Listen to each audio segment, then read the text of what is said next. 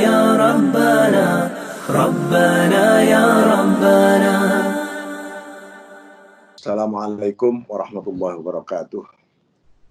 Bismillahirrahmanirrahim. Alhamdulillahirabbil alamin. Allahumma shalli ala sayyidina Muhammadin abdika wa nabiyyika wa rasulika nabiyil ummi wa ala alihi wa sahbihi wa sallim tasliman biqadri 'azamati dzatika fi kulli waqtin wa hin, amma ba'd. Pada siang hari ini akan kita lanjutkan kajian motivasi spiritual kitab Al-Hikam.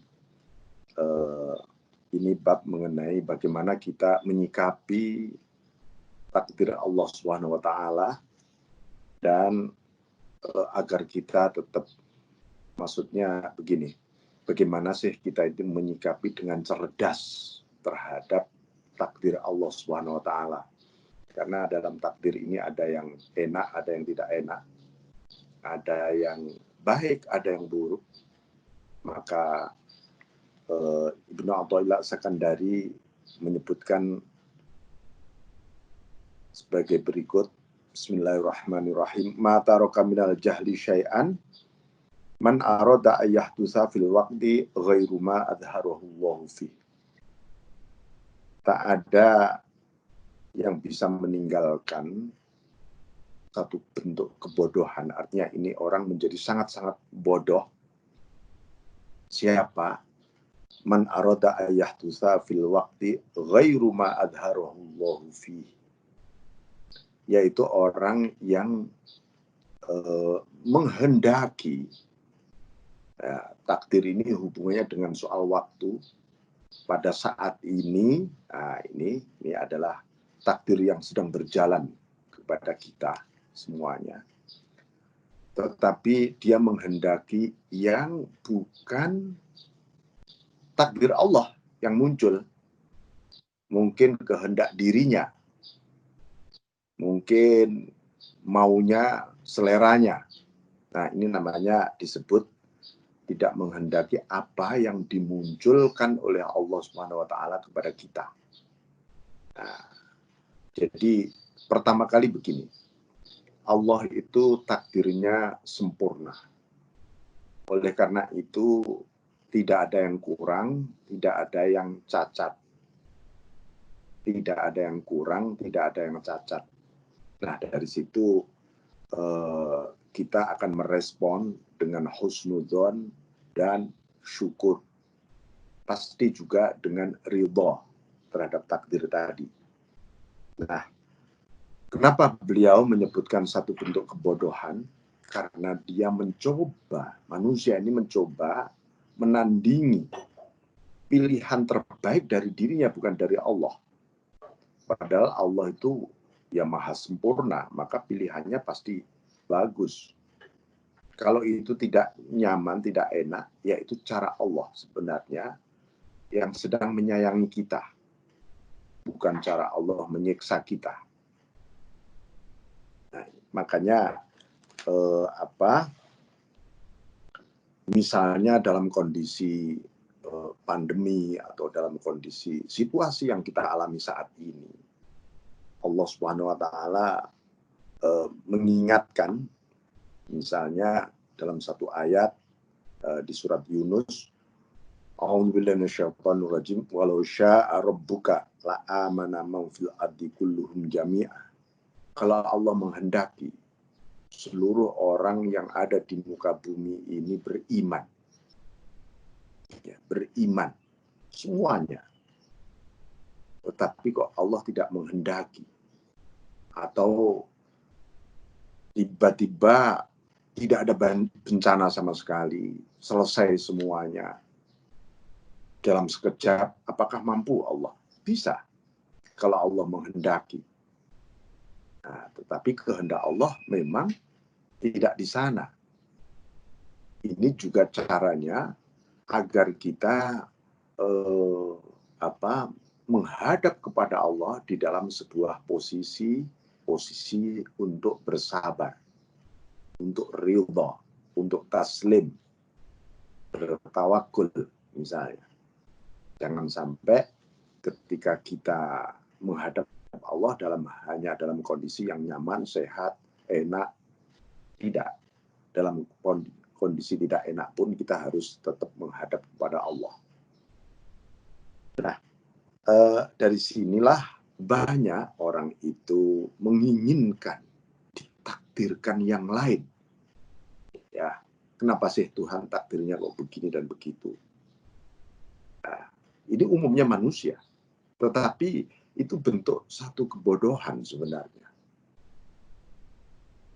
Nah, kalau kita itu ditakdirkan tidak enak, ya posisi kita sabar, karena bersabar itu bentuk ikhtiar kita ketika itu.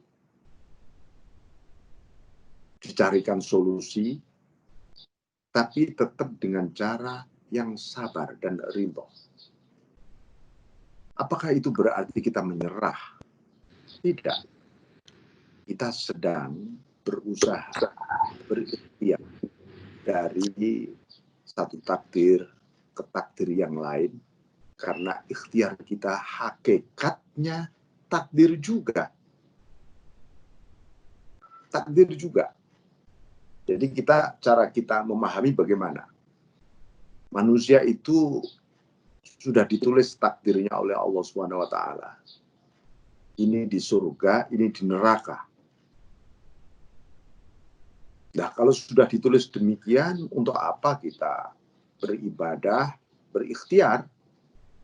Itu pernah protes seorang sahabat kepada Nabi, tapi Nabi menjawab, sallallahu alaihi wasallam, kalau Anda sedang taat, itu tanda-tanda Anda ditakdirkan di surga. Baliknya ketika Anda kufur, maksiat, ya itu pertanda Anda ditakdirkan di neraka. Ini artinya apa? Bahwa ketika Allah menghendaki seseorang itu berada dalam posisi yang mulia, maka sang hamba ditakdirkan berikhtiar untuk berbuat baik, untuk taat. Maka di Quran disebutkan, mayuridillah bi khairan yufaqihu fiddin. Nah, ini pertanda, indikator orang itu dikehendaki baik oleh Allah.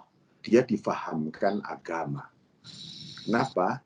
Karena agama itu apakah cara memahamkannya macam-macam, tentu dengan cara belajar, tentu dengan cara merenung, menghayati dan seterusnya. Lalu dia paham, itu tanda-tanda orang memang ditakdirkan oleh Allah untuk menjadi baik. Ini. Jadi maka dalam satu hadis qudsi disebutkan, malam yarda biqada'i walam yasbiru ala bala'i, siapa yang tidak ridho terhadap ketentuanku dan tidak sabar terhadap balakku, cobaanku, fal yakhruj min tahti samai, hendaknya dia keluar dari bawah langitku, ya, wal yatakhid rabban siwaya, hendaknya dia mencari Tuhan yang lain saja. Artinya ini satu sindiran Allah yang cukup satir, ya, dan ini tentu sudah mentok ibaratnya. Kok tetap saja manusia tidak rela dengan takdir Allah. Kata Allah, ya sudah, cari Tuhan yang lain saja. Ini artinya apa? Kalau kita tidak bisa faham kepada Allah, dan faham kepada Allah itu haruslah faham dengan agama kita. Jangan sampai kita berujung pada kekecewaan yang membawa keputusasaan. Orang beriman pantang putus asa. Karena apa? Karena ada Allah. Dan yang ditakdirkan Allah ini terbaik bagi kita. Tapi bagi orang yang tidak beriman, dia memilih putus asa. Dan ekspresi dari keputusasaan mereka adalah keputusan-keputusan yang menghancurkan dirinya dan menghancurkan orang lain. ini karena apa? Dia membuat sebuah keputusan yang sangat bodoh. Sangat bodoh. Oke. Nah, di sini apa yang mesti kita representasikan jiwa kita di hadapan Allah dalam situasi apapun, ya kita tidak boleh merasa tidak suka sebenarnya. Ya. Bagaimana kalau kita terjebak di dalam satu tindakan dosa? Itu namanya takdir buruk. Pada saat itu respon kita apa? Taubat, cepat kembali kepada Allah. Siapa tahu kita sudah lama tidak bertobat kepada Allah. Lalu kita disentil dengan berbuat salah. Nah, jadi sentilan Allah terhadap hal yang sudah berjalan, termasuk misalnya Nabi Adam alaihissalam ditakdirkan bersalah di surga dengan melanggar perintah Allah. Apa kata Nabi Adam? Pada akhirnya Nabi Adam terima kasih ya Allah terhadap takdir salah itu. Tetapi secara ikhtiariah beliau bermunajat, berikhtiar untuk terus supaya tidak pisah dengan Allah. Rabbana dzalamna anfusana ya Allah, kami ini untuk diri kami. Wa illam tanah, engkau tidak mengampuni dosa-dosa kami, fatarhamna, rahmat kami lana.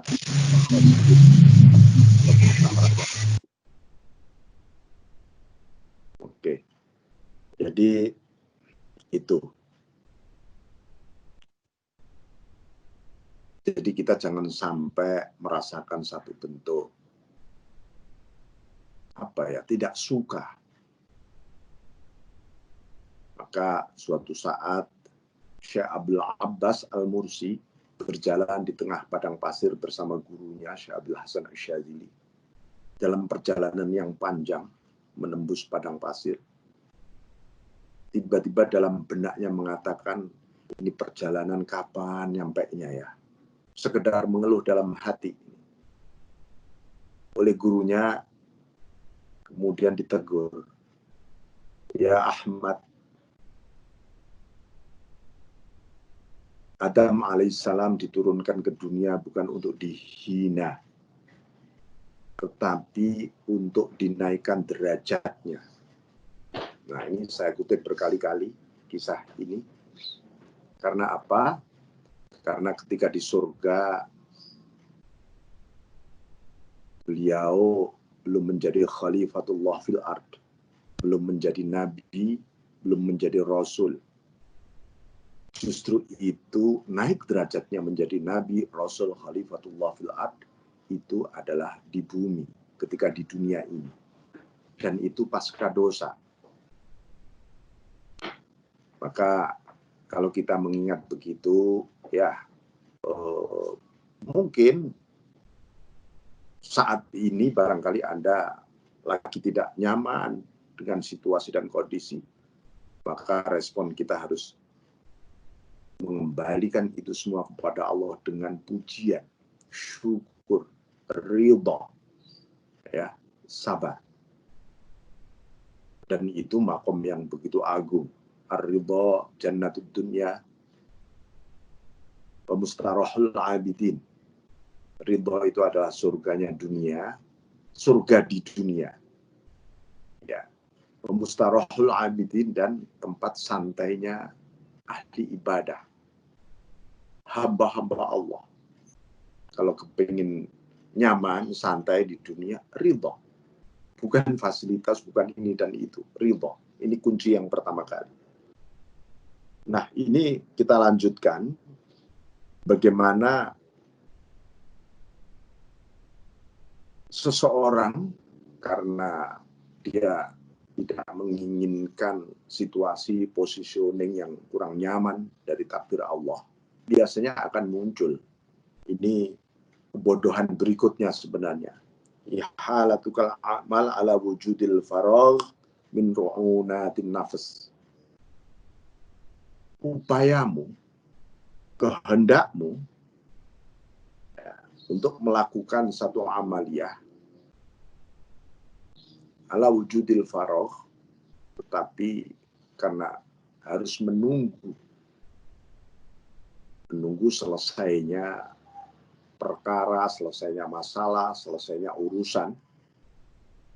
Orang itu seringkali, wah ini masalahku kalau selesai, urusanku selesai, wah aku akan rajin beribadah, rajin beramal. Dia sepertinya nggak terima dengan situasi masalah yang sedang dia alami. Nah, ini menunjukkan apa? Min ru'unatin nafs, salah satu ketololan diri kita. Ya. Karena apa? Sepanjang kita masih di dunia, sepanjang kita ini masih berada dalam ikatan ruang dan waktu duniawi, maka faragh, selesainya berbagai masalah ini tidak akan pernah selesai. Terus, casingnya saja yang berubah, ruang dan waktunya yang berubah, bahkan kualitas masalahnya juga bisa jadi lebih ringan atau lebih berat selama kita masih di dunia. Nah, karena itu kalau kita mengingat itu, beban-beban kita rasanya menjadi ringan. Kita mendapatkan satu situasi yang kurang nyaman tadi, tapi kalau kita masih mengingat, oh ya berarti aku masih di dunia, diberi sebuah kesempatan panjang oleh Allah Ta'ala untuk membuka lebar-lebar, luas-luas ya, yang ada di dalam itu. Kalau yang di situ bisa bersih di kompor. Baik, kita lanjutkan.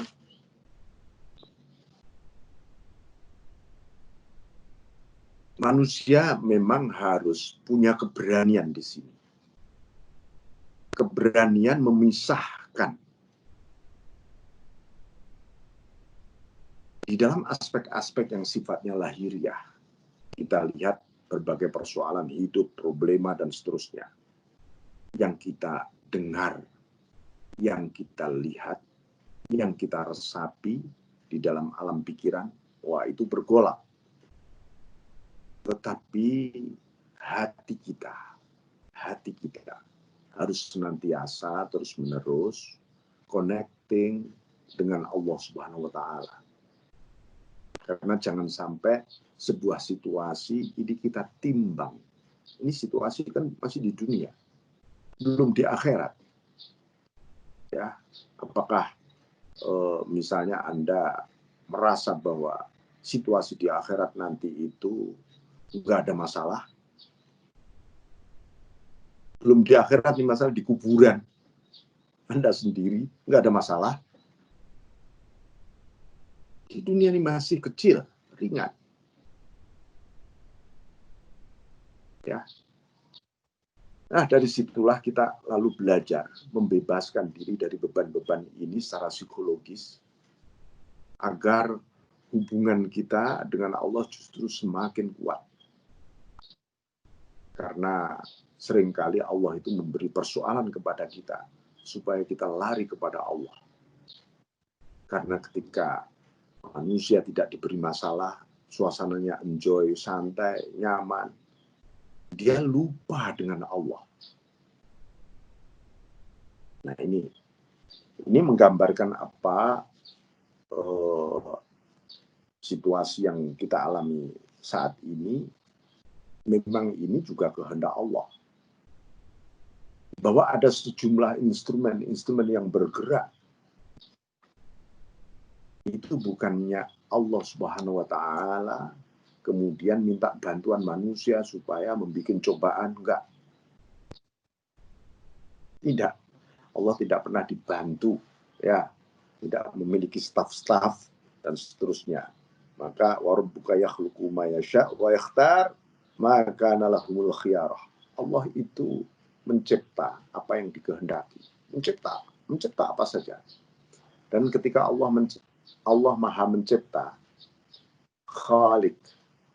Al-Khalik itu bukan masuk golongan sifat wajib ya. Misalnya Allah punya sifat Al-Khalik, oh berarti wajib mencipta. Tidak. Itu sifat jaiz. Mau-maunya. Karena itu yakhluqu ma yasha', menciptakan yang dikehendaki. Wa yakhtar, dan memilih kapan seseorang itu lahir. Ya, ini soal waktu, bentuknya gimana, karakternya seperti apa, nanti jadi apa. Itu pilihan-pilihan dari Allah semuanya. Pilihan dari Allah. Maka lahumul khiyarah. Manusia tidak memiliki pilihan sebenarnya. Tapi manusia diperintah untuk memilih. Menseleksi mana yang baik dan mana yang buruk. Supaya manusia masuk di wilayah ujian. Ujian itu kan seleksi namanya. Ya, kita diuji. Kalau kita kepengen lulus tapi tidak ada ujian, ini namanya abal-abal. Kita jangan sampai menjadi hamba Allah yang abal-abal. Kita hidup tiba-tiba nyaman, asik, masuk surga, abal-abal namanya. Dan Allah tidak menginginkan itu, ya, supaya kita ini menjadi hamba Allah yang kuat. Hamba Allah yang kuat. Dan kuat itu karena apa? Ya, kuat karena bersama Allah, bukan bersama diri kita.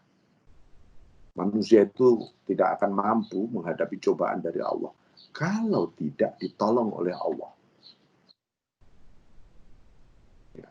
Maka seorang sufi ketika suatu saat kedatangan para tamu, dan sang tamu itu melihat sang sufi dimintai doa.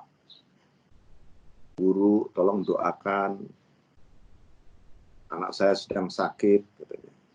Saudara saya ada lagi yang datang, saudaranya sakit dan seterusnya. Didoain. Salah satu muridnya nyeletuk, guru, itu doanya apa ya? Atau Anda doain apa itu orang-orang itu? Kok banyak sekali minta doa kepada Anda? Apa jawab sang guru? Dikira kamu tadi aku berdoa supaya dia sembuh ya? Iya. Ya itu nomor sekian. Tapi sesungguhnya aku tadi sedang memohonkan ampunan kepada Allah dosa-dosa orang-orang yang sedang sakit tadi. Kenapa?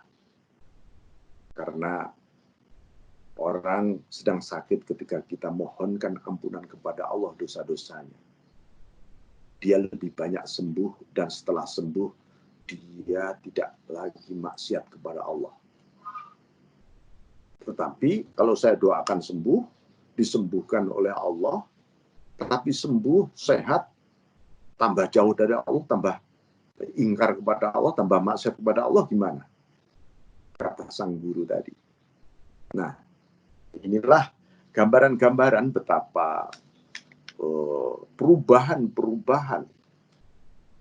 Allah itu cepat sekali kalau kita melihat fluktuasi takdir-takdir Allah. Maka para sufi tidak pernah heran, artinya tidak pernah heran itu ketika mendapatkan satu keajaiban yang sangat nikmat, dia tidak gembira. Kenapa? Karena bisa saja setelah gembira, ini ada kesengsaraan yang tiba. Atau ketika sengsara, dia tidak susah, karena sebentar lagi bisa berubah menjadi kebahagiaan tiba-tiba. Dan kita tidak tahu fluktuasi itu. Kenapa? Manusia tidak bisa merencanakan bahagia. Begitu juga manusia tidak bisa merencanakan, memplanning sedih. Ingat itu. Jadi ini takdir yang sudah tertulis memang demikian. Jadi hidup ini sebenarnya menjalani tanda-tanda saja. Apakah tandanya aku ini di dunia ini meraih kebajikan, mendapatkan limpahan fadl rahmatnya Allah apa enggak ya? Tandanya ya ketika kita taat dalam situasi apapun, patuh. Taat jangan pernah ditimbang dengan unsur-unsur duniawi. Misalnya gimana? Saya tak sholat biar kaya. Nah, itu namanya nimbang sholat dengan dunia. Dunia yang hina ditimbang dengan sholat yang mulia sekali. Ya pasti tidak akan pernah imbang. Karena itu jangan sekali-kali menimbang itu kepentingan ubudiyah kita dengan sesuatu yang sifatnya duniawi. Saya tak zikir ya, biar karir saya naik, biar dagangan saya, bisnis saya lancar, usaha saya beres, zikir. Itu namanya menimbang kemuliaan zikir dengan sesuatu yang duniawi sekali, yang hina sekali. Mungkin dalam bahasa para sufi disebut ini pelecehan spiritual namanya. Lah, lalu bagaimana? Oke, tempatnya ada di dalam doa. Minta apa saja, minta sukses, minta karir, minta apa. Berdoa. Jangan menukar ibadah kita dengan sesuatu yang duniawi tadi. Tempatnya di mana? Ya berdoa saja. Mohon kepada Allah. Enggak apa-apa. Bagus. Yang penting doanya yang bagus. Dengan doa yang buruk-buruk. Nah, ini gambaran manusia ini seringkali membuat atau menunda kebaikan-kebaikan yang hendak kita lakukan, menunggu selesainya berbagai persoalan. Ini bentuk kebodohan kita kalau kita melakukan hal-hal seperti itu, ya. Mungkin ada pertanyaan? Halo? Ya, saya. Dengar nggak saya? Ya. Baik, pada para jamaah sekalian,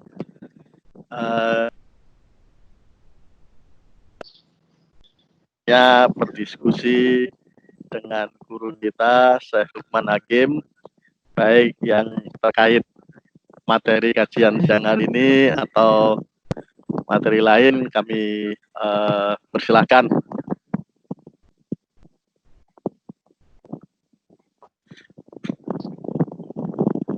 Bisa unmute mic-nya bagi yang ingin langsung bertanya.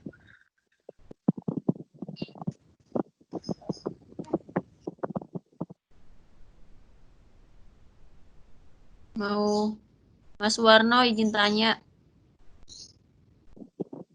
Ya, silakan Bu Erlina. Ya. Assalamualaikum warahmatullahi wabarakatuh. Waalaikumsalam warahmatullahi wabarakatuh. Ya, alhamdulillahirrahmanirrahim. Tadi disampaikan bahwa sebenarnya dalam hidup ini kita mengikhtiarkan dari satu takdir ke takdir yang lainnya. Kalau menurut saya, kan kemudian dibahas tentang ridho. Ridho lebih kepada menerima gitu ya. Kalau mohon dikoreksi kalau saya salah. Nah, bagaimana sebenarnya latihan menerima itu sendiri? Memang kan ada ceritanya kehidupan gitu ya. Tapi latihan secara holistiknya, secara menyeluruhnya itu seperti apa supaya kalau kita hanya mengandalkan pikiran itu kan sifatnya pasti dia menolak sesuatu yang tidak sesuai dengan keinginan kita. Gimana ya Pak ya? Terima kasih. Baik. Ini langsung dijawab. Halo?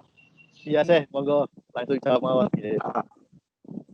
Jadi apa latihan kita menerima agar kita ini ridho terhadap takdir-takdir Allah SWT ini. Jadi ini kita harus menengok dulu posisi kita. Kita ini sebenarnya hanya seorang hamba Allah. Dan kita diciptakan dari sesuatu yang sangat hina. Secara biologis kita ya dari saripati yang sangat hina. Secara unsur ya kita hanya dari debu. Sebenarnya yang memberi roh, nyawa, seluruh elemen-elemen sehingga kita hidup ini juga Allah Subhanahu wa taala, sehingga Allah Subhanahu wa taala yang paling tahu sebenarnya kebutuhan kita. Nah, agama ini menuntun kepada kita, hei manusia, yang kamu butuhkan itu ini loh. Yang dibutuhkan hatimu ini, yang dibutuhkan pikiranmu itu ini. Yang dibutuhkan oleh nafsumu supaya tetap terkendali dan berubah menjadi semangat itu ini. Yang dibutuhkan oleh rohmu, roh rohanimu supaya tetap hidup bersama Allah itu ini. Itu semua ada di dalam ajaran agama yang diteladankan oleh Rasulullah SAW dan kemudian disampaikan, ditafsiri oleh para ulama-ulama yang soleh, yang memang berkapasitas, berkualiti untuk mengajarkan itu semua kepada kita sesuai dengan zaman yang terus berubah ini. Nah, secara praktis lalu kita kembalikan bahwa apa sih sebenarnya hidup ini. Ketika kita misalnya nih, contoh lagi sedih dengan situasi, dengan takdir, dengan kenyataan. Tiba-tiba kita sedih nih. Ayo coba kita bertanya kepada diri. Ini awal. Hei diri, apakah kamu ini diciptakan oleh Allah Subhanahu wa taala di dunia ini untuk sedih, menangis seperti ini? Satu, ya. Ini cara kita mengeliminir. Lalu kita mengembalikan semua itu wa ilallahi turja'ul umur. Segala perkara dikembalikan kepada Allah. Karena apa? Perkara ini sesungguhnya datangnya juga dari Allah, harus kita kembalikan. Harus kita kembalikan. Dengan cara kita berserah diri, ridho, dan berdoa. Nah ini, ya berdoa. Berdoa. Kemudian tentu tanda-tanda kita ini ditakdirkan untuk lebih baik. Itu tandanya apa? Tandanya Allah melimpahkan cahaya di dalam diri kita untuk menyadari hadirnya Allah di balik semuanya ini, sehingga kita akan mawaitu tekad di dalam diri kita untuk berbuat baik tadi. Nah itu ya. Jadi 4 hal yang sering saya sampaikan. Segala sesuatu, kul, katakan Muhammad, kullu min indillah. Semuanya ini dari Allah. Kemana hidup kita? Ilallah. Ya Allah, ternyata yang aku tuju, cita-citaku ini bukan yang kecil-kecil ini, yang ribet-ribet ini. Cita-citaku adalah Engkau, Allah. Nah, kemudian dengan siapa aku menuju kepadamu? Bersamamu, Allah. Untuk apa? Ya hanya untukmu sebenarnya. Oke, ini akan mengeliminir sejumlah sikap kita untuk tidak menerima, misalnya terhadap fakta-fakta takdir.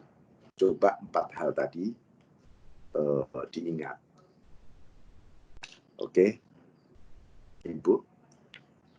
Halo. Ya, terima kasih Pak. Terima kasih Pak Lukman. Ya, makasih sama.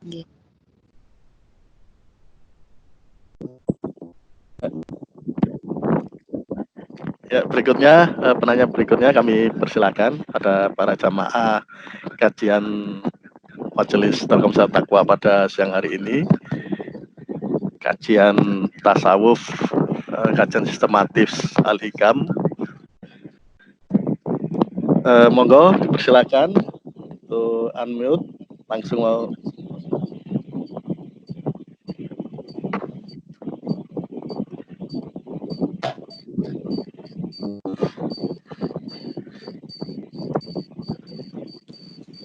Yai, bertanya Yai. Ya, silakan. Bodoh. Yai, kan setiap orang kan pasti susah hidupnya. Maksudnya gini, dalam hidup di dunia ini kan pasti setiap orang menemukan kesusahan gitu ya. Hal-hal yang walaupun sebenarnya ada hal remeh-temeh. Nah, sikap terbaik seseorang itu sebenarnya ketika bertemu dengan hal remeh ini. Agak keras dikit. Iya, Yai, sorry. Jadi gini Yai, kan orang di dunia ini kan seringkali ketemu dengan hal yang susah tapi remeh gitu ya, Yai ya. Nah, yang susah dan remeh ini sebenarnya ditinggalkan atau terus dijalani hingga ketemu dengan hikmahnya. Mana yang lebih baik, Yai? Misal dalam pekerjaan atau dalam kehidupan. Susah gitu ya, susah misalnya hal susah. Apa kita nih mundur atau maju hingga ketemu dengan hikmahnya? Seperti itu.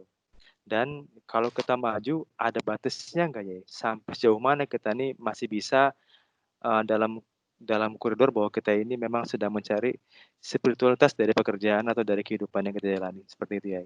Terima kasih. Baik.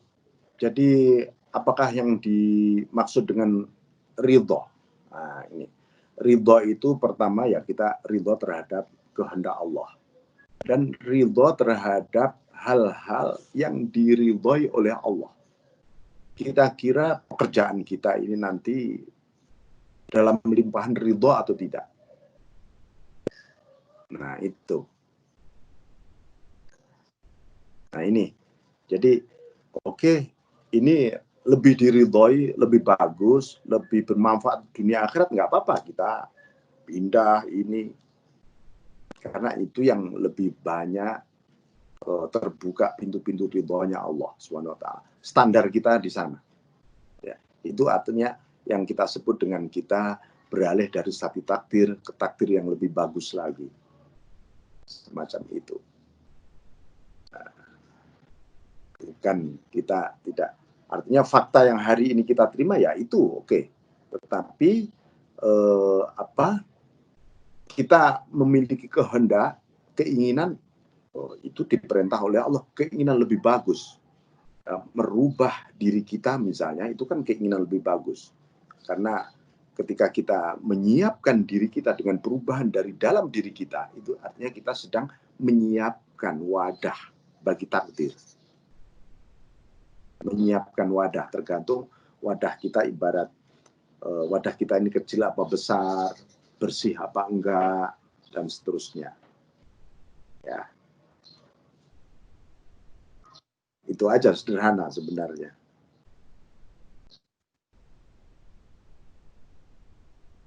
Gimana? Baik. Ya, terima kasih. Terima kasih.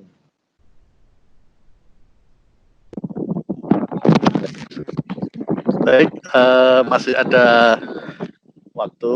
Kami persilakan pada para jamaah yang lain ingin bertanya.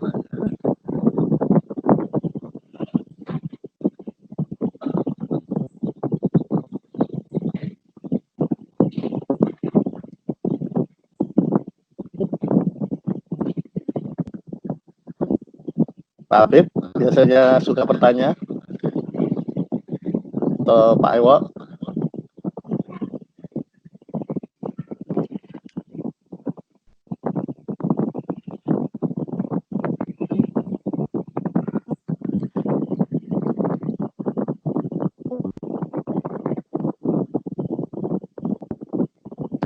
Baik, sambil nunggu penanya, ini saya barangkali saya ada sedikit. Halo. Iya. Dengar saya? Ya. Jadi ini akan disambung dengan satu etik, adab ya, adab kita untuk menghadapi situasi. Ya, beliau melanjutkan la tatlub minhu ayyukhrijaka min halatin liyastakmilaka fima siwaha. Falau aradaka lastakmalaka min ghairi ikhraj. Janganlah Anda menuntut dari Allah itu agar Allah itu mengeluarkan Anda dari situasi yang misalnya begini. Ini situasi ini kurang enak yang membuat aku menjadi jauh darimu Allah. Misalnya karena beban-beban pekerjaan yang luar biasa dan seterusnya. Nah, orang kadang-kadang menuntut begini, wah seandainya ini hari libur, seandainya aku sudah nggak kerja, seandainya aku pasti akan tekun ibadah. Jangan sampai menuntut seperti itu. Liyastakmilaka fima siwaha, sehingga kita melakukan aktivitas yang selain yang kita lakukan saat ini. Falau aradaka lastakmalaka min ghairi ikhras. Kalau Allah menghendaki, Anda pun akan sangat dekat dengan Allah, sangat intim dengan Allah, sangat hidup bersama Allah, tanpa Anda harus keluar dari sebuah situasi. Ini menunjukkan apa? Bahwa soal hubungan kita dengan Allah ini jangan sampai diganggu, ya. Jangan sampai kita merasa terganggu oleh situasi kondisi. Makanya zikir kita, ridho kita, ikhlas kita, tawakul kita, ya biar tetap itu pekerjaan hati kita, bukan pekerjaan telinga, mata, tangan, bukan. Itu pekerjaan di sini, biarlah terus-menerus online dengan Allah Subhanahu wa Ta'ala. Nah, ini ya. Jadi sebab apa seseorang itu kadang-kadang maka ada satu istilah begini. Allah itu memilih para kekasihnya. Kadang-kadang aneh. Ada seorang profesional misalnya, dia diangkat menjadi walinya Allah, bisa jadi. Lalu orang membayangkan, wah seorang wali itu harus banyak kholwat, banyak zikir. Lah itu dia pagi berangkat kerja, malam pulang kerja, nggak taunya dia salah satu walinya Allah. Nggak taunya itu cara Allah, ya, mengangkat derajat orang itu tanpa dia harus lepas dari profesinya. Ya. Maka di depan, paling depan disebutkan iradatu tajrid ma'iqamatillahi iyaka fil asbab minasyahwatil khafiyah. Kehendakmu memasuki alam tajrid, kehendakmu untuk melepaskan seluruh beban-beban dunia ini hanya dengan satu alasan, ingin konsentrasi dengan Allah. Padahal Allah masih memposisikan kita, menakdirkan kita tadi di posisi kita memang dalam posisi harus berikhtiar, merencanakan sesuatu, memprogram, planning, organizing dan seterusnya. Memang makom kita di situ. Sementara kita tiba-tiba kepingin, wah enak ya, hidup di kampung, di gunung, nggak ada masalah. Saya ingin full dengan Engkau saja Allah. Justru itu namanya nafsu tersembunyi. Nafsu kita itu lembut sekali, kadang-kadang bersembunyi di balik lambang-lambang Allah. Wah, kelihatannya Allah banget nih kalau saya. Padahal misalnya Anda sholat di sebuah masjid yang indah sekali, bangunannya asik, dingin, sejuk. Tiba-tiba kok berbeda ketika Anda sholat di sebuah musola yang reot, yang mungkin di sebuah kampung yang sangat tidak dikenal. Loh, sholatku kok jadi beda ya? Tadi di masjid yang indah, asik tadi kok khusyuk, di sini kok enggak. Padahal ini sama-sama rumah Allah. Sama-sama rumah Allah. Kenapa harus kita bedakan secara ornamental? Ya, sama. Karena itu Allah itu kalau menghendaki, ya hati kita tetap akan intim dengan Allah dalam situasi, kondisi, atau apapun. Jadi jangan pernah khawatir maksudnya. Jangan pernah khawatir, wah hubunganku dengan Allah nanti bagaimana ya, situasinya kok seperti ini, posisiku kok begini. Oh jangan. Tetap hati kita tetap optimis dengan Allah. Ini di dunia. Dan kita sedang menuju kepada Allah, bukan menuju kepada dunia. Kita tidak sedang menuju kepada dunia. Nah, itu.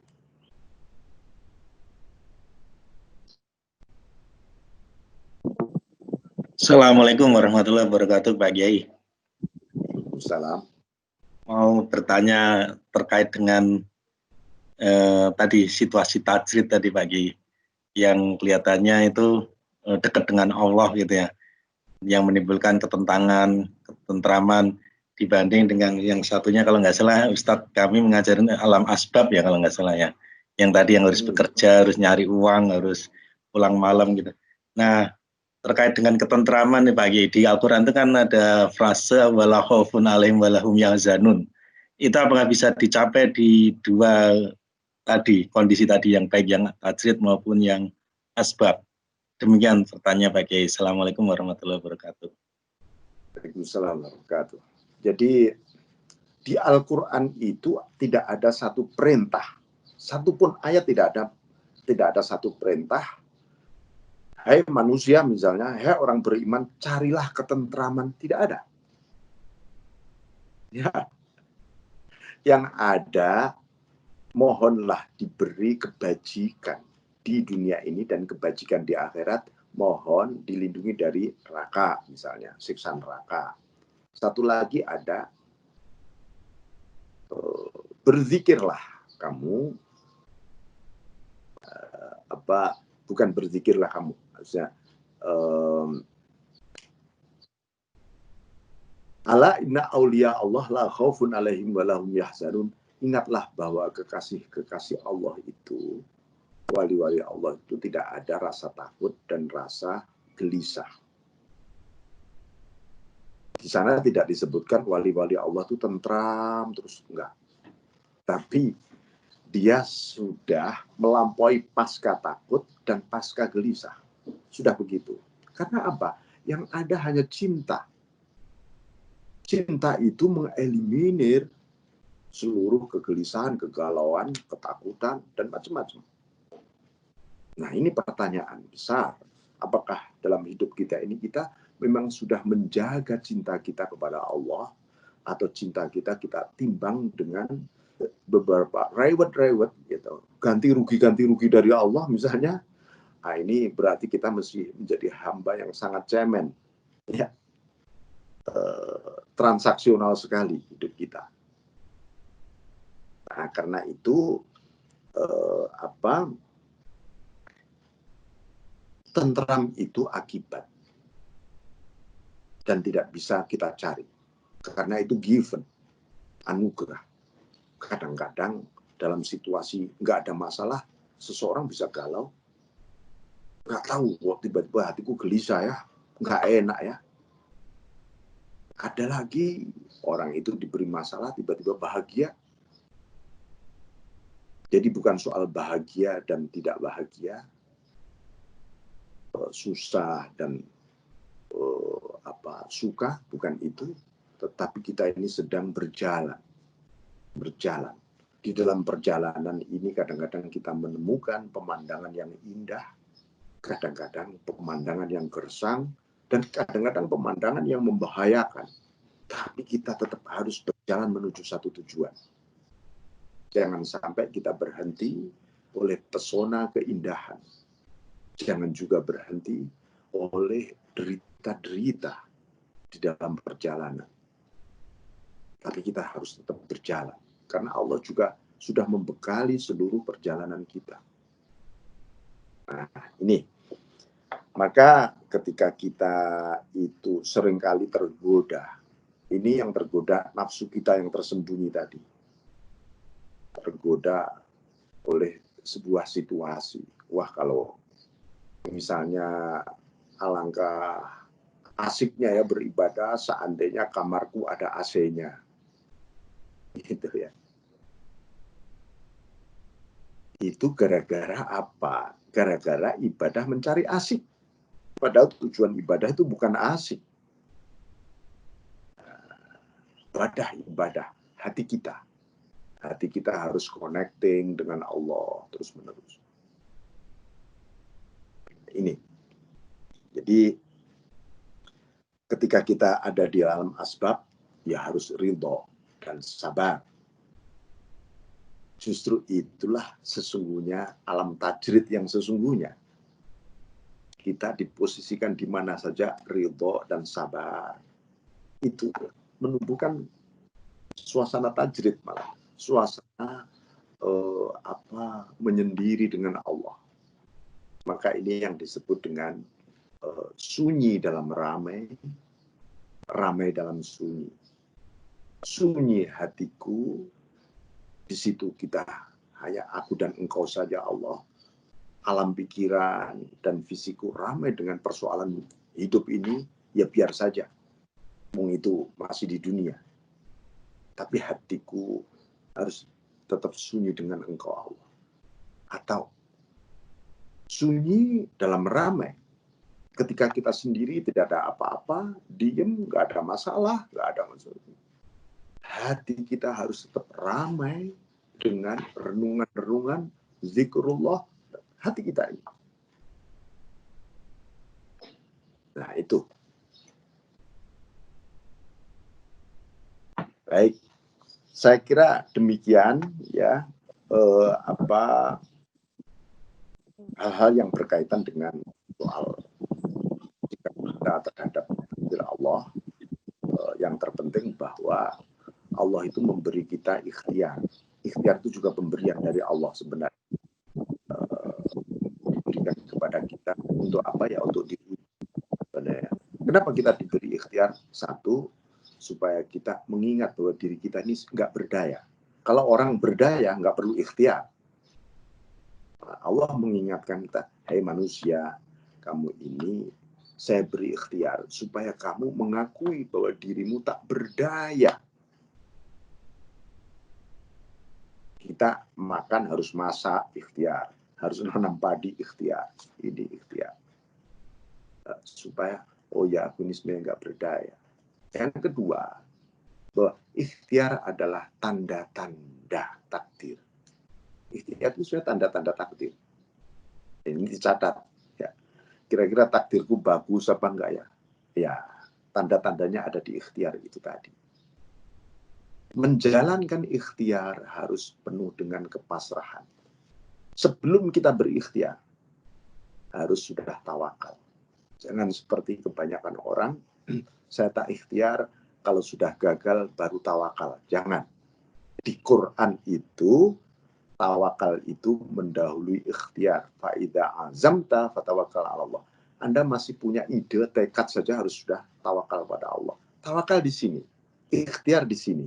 Di tangan, di telinga, di mata, di seluruh elemen badan yang disiapkan oleh Allah untuk ikhtiar. Dan mari kita berikhtiar dengan indah. Saya kira demikian, saya mohon maaf yang sebesar-besarnya. Assalamualaikum warahmatullahi wabarakatuh. Waalaikumsalam warahmatullahi wabarakatuh. الفضاء الرحيب الفسيح تنحى يا حزن واهجر فؤادا توكل بجد بعزم فصيح فإني علمت بأنك نجوى ولبس